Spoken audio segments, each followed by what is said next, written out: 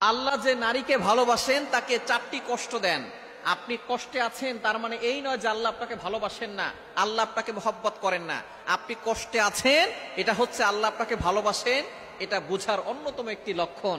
আপনি কষ্ট থাকলেই বুঝবেন যে আল্লাহ তাআলা হয়তো আপনার গুনাহ মাফ করাচ্ছেন, অথবা আল্লাহ পাক রব্বুল আলামিন আপনার মর্যাদা বৃদ্ধি করে দিচ্ছেন। সুতরাং নারীদের জীবনে যদি এই চারটি কষ্ট থাকে, তাহলে বুঝে নিবেন যে আল্লাহ পাক রব্বুল আলামিন আপনাকে ভালোবাসেন, আপনাকে মহব্বত করেন, এবং এই কষ্ট দিয়ে আল্লাহ পাক রব্বুল আলামিন আপনার মর্যাদা বৃদ্ধি করে মৃত্যুর সাথে সাথে আপনাকে জান্নাত দিতে চাচ্ছেন। নাম্বার ওয়ান, এক নাম্বার হচ্ছে মানুষের অন্যায় সমালোচনা। আপনি কোনো কাজ করেন না, কিন্তু মানুষ আপনাকে মিথ্যা অপবাদ দিচ্ছে, আপনাকে মানুষ গালিগালাজ করছে, মানুষ আপনাকে অপবাদ দিয়ে আপনাকে হেয় প্রতিপন্ন করছে, ক্রিটিসাইজ করছে। যদি এরকম দেখেন তাহলে মনে করবেন আল্লাহ আপনাকে ভালোবাসে। আল্লাহ পাক রব্বুল আলামিনের একজন বান্দি ছিলেন দুনিয়াতে, যার নাম হচ্ছে মারিয়াম আলাইহিস সালাম। হযরত ইমরান আলাইহিস সালামের কন্যা ছিলেন এবং হযরত ঈসা আলাইহিস সালামের মা ছিলেন। এতটা সম্মানী একজন ব্যক্তি, তাকে মানুষ অপবাদ দিয়েছিল, তাকে মানুষ খারাপ নারী বলে গালি দিয়েছিল। আপনি তো কষ্টে আছেন, আপনাকে তো কেউ খারাপ নারী বলে গালি দিচ্ছে না। একটু দেখেন মারিয়াম আলাইহিস সালামের দিকে ফোকাস করেন, মানুষ তাকে প্রস্টিটিউট নারী বলে গালি দিয়েছে, নাউজুবিল্লাহ। তার গোত্রের লোকেরা তাকে এই কথা বলে গালি দিয়েছে।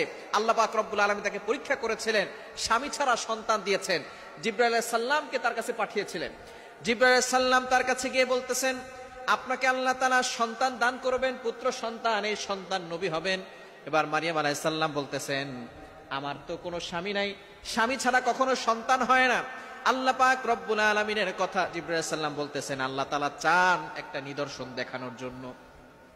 আদম আলাইহিস সালাম আর হাওয়া আলাইহিস সালামকে আল্লাহ তাআলা বাবা মা ছাড়াই তৈরি করেছেন। সুতরাং আল্লাহ পাক রব্বুল আলামিন স্বামী ছাড়াও যে বাচ্চা বানাতে পারেন, সন্তান দুনিয়াতে আনতে পারেন, এটাও আল্লাহ পাক রব্বুল আলামিন তিনি বোঝাতে চেয়েছেন। সুতরাং স্বামী ছাড়া আল্লাহ পাক রব্বুল আলামিন এমন ব্যবস্থা করবেন যে আপনার গর্ভে সন্তান চলে আসবে। মারিয়াম আলাইহিস সালাম বলতেছেন, যদি আল্লাহ তাআলা এমন করতে চান তাহলে আমি আল্লাহ তাআলার সেই ফয়সালায় আমি সন্তুষ্ট আছি। জিবরাইল আলাইহিস সালাম এবার তার জামার আস্তিনে একটা ফু দিয়েছেন, আর তার গর্ভে বাচ্চা চলে এসেছে। এবার মানুষ যখন তাকে দেখেছে, দেখার পরে তার ব্যাপারে বিভিন্ন ধরনের মতবাদ, অনেক ধরনের অপবাদ দেওয়া শুরু করেছেন। বলতেছে, তোমার মা তো ভালো ছিল, বাবা তো ভালো ছিল, কিন্তু তুমি এতটা অন্যায় কাজ কিভাবে করলে? এই যে একটা অপবাদ সে সহ্য করেছে, কিন্তু তারপরও তিনি ভরসা হারান নাই, আল্লাহর উপরে সবসময় ভরসা রেখেছেন। শেষ পর্যন্ত ঈসা আলাইহিস সালাম যখন জন্মগ্রহণ করেছেন, ছোটকাল কোল থেকেই তিনি কথা বলা শুরু করেছেন। তিনি বলেছেন, ক্বালা ইন্নী আবদুল্লাহ আতানিয়াল কিতাব। আল্লাহ পাক রব্বুল আলামিনের তিনি একজন বান্দা, এটা তিনি ছোট্টবেলায়, যে সময় বাচ্চারা কথা বলতে পারে না, তখনই তিনি কথা বলে সকলকে জানিয়ে দিয়েছেন।